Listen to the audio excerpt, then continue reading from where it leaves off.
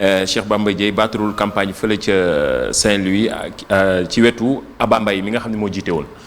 lan moo ko waraloon te yéen ñaar yéen a bokkoon Yewwi. jërëjëf sama sëriñ. laaj bu am solo. xam nga li ma la doon wax léegi rek moo di que ni tabax dafa yombul tabax si biir opposition bi nag moo gën a jafe dafa am loo xamee ni dañ ko war a dox ngir ñu dalal xelu doomu aadama yi si ëllëg bu ñu jotee réew mi ni dinañu mën a dimbali nit ñi dans le sens bi nga xamee moom la suñuy engagement yi di taxawee. gis nga man comme ni ma leen ko waxee ci tàmbali ba j'ai mis mon temps mon énergie suma yéene ak suma pas-pas yépp ci construction wu opposition bi ñu am suñu ay charte yoo xamee ni dañu ni charte yooyu mooy articuler suñu taxawaay yi ci biir li tax tabax jafe mooy mbooloo su baree rek ambition bare calcul bare FSD/BJ taxaw na taxawaay bi mu war ci biir Yewwi Askan Wi ñu ne ku nekk fa nga nekk dees na la fa jàppale ku nekk fa nga nekk dees na la dëgëral ñu ne nañu def compétition ñu nangu compétition bi bu ñu demee ba ci suñu lecture bopp ñu jàpp ni am na fu ñu waroo critères yi nga xamee ni moom la ñu choisir ni moom la ñu war a taxawee sañ naa comme lii dama cee bokk am ci deux attitudes benn bi mooy du ma génn ci mbedd mi di wax naka sudul noonu walla di yàq loo xamee ni démb maa ci góorgóorlu def ci suma kemtalay kàttan parce que au départ xamoon naa ni œuvre humaine la rek dina am ay jamono ce sera parfait excellent même dina am ay particularités yoo xamee ni day limite am parti yoo xamee ni il faut que ñu defaraat ko le FSD/BJ ci biir taxawaayam ci biir opposition bi ak Yewwi Askan Wi gis nañu ay manquements yu bare jàpp nañu ni li ñu ànd mu doon ànd bu bees jàpp nañ ni aussi choc d'ambition yoo xamee ni à l'échelle locale peut-être que sax du li nga xamee ni moom la leader yi di engagé dina mën a am ba gis nañu sax à l'échelle du territoire ay zones yoo xamee ni plusieurs listes jóge nañ fa te yépp émaillé ci biir Yewwi Askan Wi loolu taxoon ma leen doon wax au départ yi leen nit ki bu fekkente ni da ngay def tofoo saxal baa ma sulli rek du gaaw a am di nga am lu la naqari nga wax ka fa nga ko war a waxee jël ay mesures de sauvegarde taxaw li nga xamee ni mënees na ko préserver ak zone yi nga xamee ni taxaw nañ fa ñu àndandoo liggéey sincèrement et c'est ce que nous avons fait ici à Dakar malgré l'épisode de Pikine bi ngeen wax ni suñu jigéen bu ñu tànn ba pare alors qu'on avait parlé d'inviolabilité du choix ñu mujj wëlbatiku rocc ka ak l'épisode fâcheuse de Matam bi nga xamee ni gis nañu ni nit ñi ak seen ay jafe-jafe ak seen ay manque de compréhension ak parfois seen turpitude dinañu dugal coalition bi ci ay taxawaay yoo xamee ni bokkul ak yéene ak gis-gis yi nga xamee ni leaders yi au sommet am nañ ko c'est une œuvre humaine à parfaire et c'est la raison pour laquelle bi ñu gisee lu ñu xamul plutôt que ñu naan dañuy dem xarabi dañuy dem beddiku dañuy dem taxawi ñu ne tekk ndax wala fi ne boo ne tekk rek tekk wan la yoon c'est cette attitude responsable que nous avons observé parce que lu dul dëgg du dëgg et je voudrais rappeler que ni bu fekkente ni dama nekk ci biir opposition bi te mënumaa dénoncer li nga xamee ni jàpp naa ni taxawul yoon wala li nga xamee ni manquement am na si jamais on arrivait au pouvoir la ma naqari woon en 2012 ba taxoon ñu ànd sa te ba ma gisee la ma jaaduwul la nga xamee ni teguwul ci yoon je l'ai dénoncé avec responsabilité en interne rafetaloonteeg nit ñi ba ñu waree dem ba teqalikoo ñu teqalikoo ci jàmm ku nekk dem yoonam. Je pense que Yewwi Askan Wi est une opportunité pour le pays je pense que war nañu gën a consolider dans la dynamique bi Pape Djibril Fall wax léegi pour que un socle de proposition dynamique yi nga xamee ne dina transformer institution wu réew mi indi cadrage bu bees ci mode de gouvernance bi ñuy am génn ay perspectives de développement axées sur suñuy priorité wëlbatiku consolider la souveraineté nationale, l'intégrité de notre territoire et préserver l'écosystème global bi nga xam ne moom la ñu nekk. Je crois fondamentalement que l'opposition généralement am nañu suffisamment de matériel humain, d'expertise bu ñu war a mën a àndandoo dem ci. Je ne suis pas dupe nag,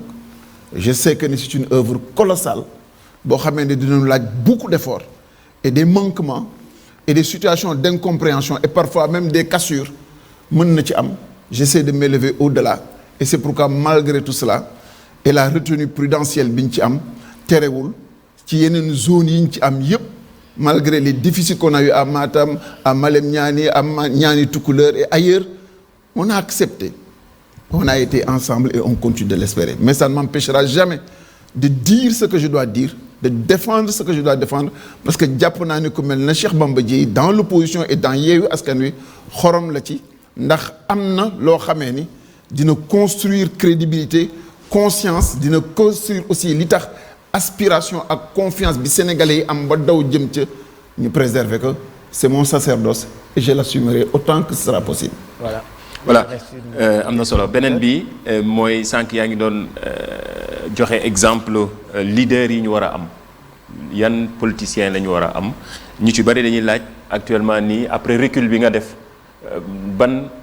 aspect bi positif la fi nguur gi def ak li nga xamante ne war nañ ko améliorer. Jigéen ci biir kër kat boo baadoolaa rek nga naan defu fa dara surtout boo ko meree wala ñu bëgg a tas sëy ba. jëx naa leen léegi sur l'histoire, la réécriture de l'histoire du Sénégal jàpp naa ni loolu c'est un aspect extrêmement important te bu ngeen déggoo ñun opposition bi globalement li ñuy wax ba ñu teer de ba ñu autoroute Ila Touba de. mais critiqué woon nga terre bi gis naa sa benn. waaw non dama ko bind. je naa si ñëw léegi. ba ñu BRT de ba ñu stade aussi xam nga lan la ñuy bañ. luy jar 100 milliards nga bëgg ñu ko jaayee 400 milliards wala loo xamee ni ci yeneen i dëkk 256 milliards lañ ko defee nga ni 1100 milliards et quelque lañ koy def wala nga ni da ngay réhabiliter immeuble administration bu mel na building administratif ni ay une dizaine de milliards xëy suba yegg ba 48 milliards ñun loolu la ñuy bañ ndax kuy wodd jotle woo doo booti gàmb te gumba war naa tal leneen lu dul tëbi teen j'estime que ni sur beaucoup d'options CMU xëyu ndaw yi y a beaucoup de choses yoo xamee ni mënees na koo gën a améliorer su fekkente ni esprit partisan bi nga xamee ni nekk na ci ak volonté bi nga xamee ne war nañ ko am pour mën a évaluer li ñuy def mën ko cibler ndax boo nee damay dimbali ay nit au bout d'un exercice war nga mën a taxaw ñu xam ñaata nit lañu que nit ñooñu bu ñu leen identifier ñu bañ leen a jox benn coloration politique mu doon lu yaatu lu tasaare ci biir réew mi yëpp mais il y a meilleur et c'est ça qui fait que l'opposition est importante dans un pays am na lu ko gën fuuf loo xamee ne mënees nañ ko def ci réew mi ndax boo xaymaa ni TER bi ci axe 1 ak axe 2 boo leen dajalee mu jàll 1000 milliards di dem ay lay yëwan 1000 milliards mën na tabax luy autorail ci Sénégal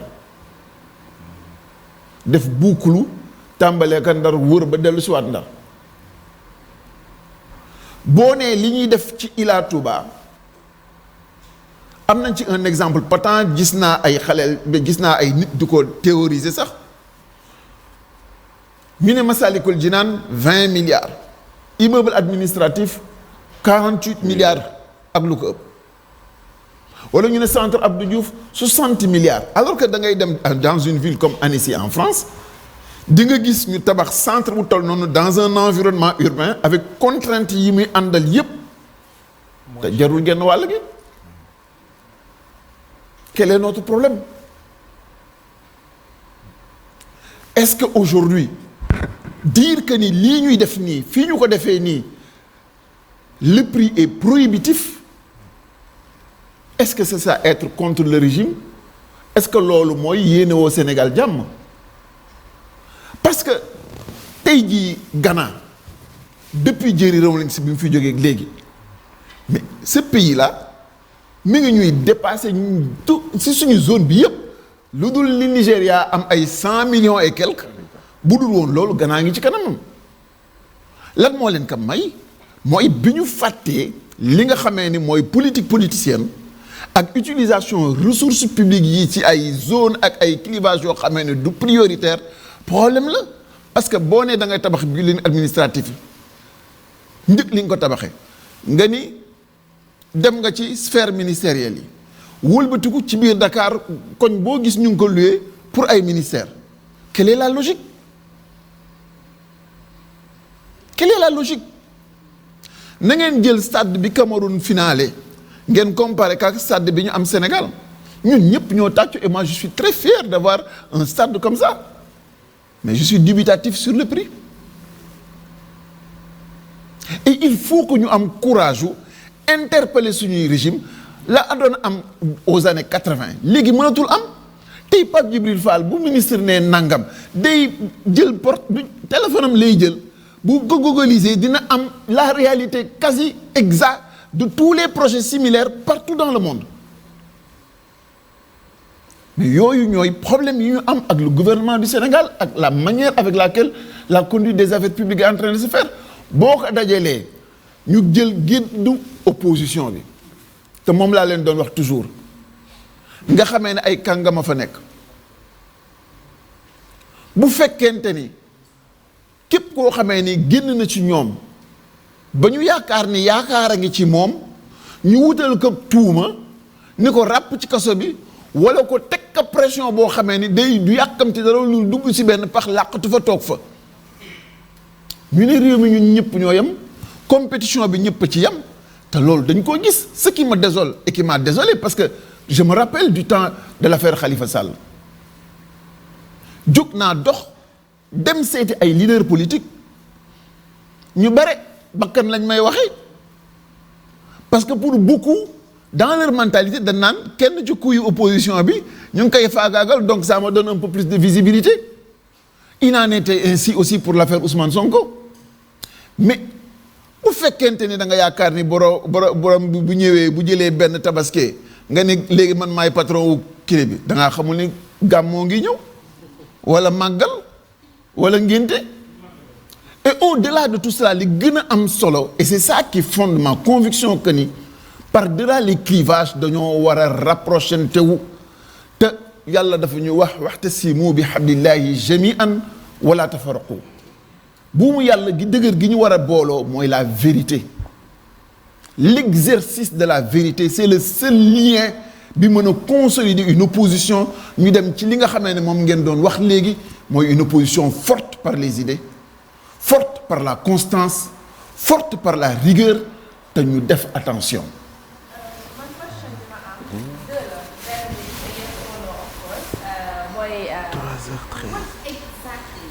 Exactement yow loolu nga bëgg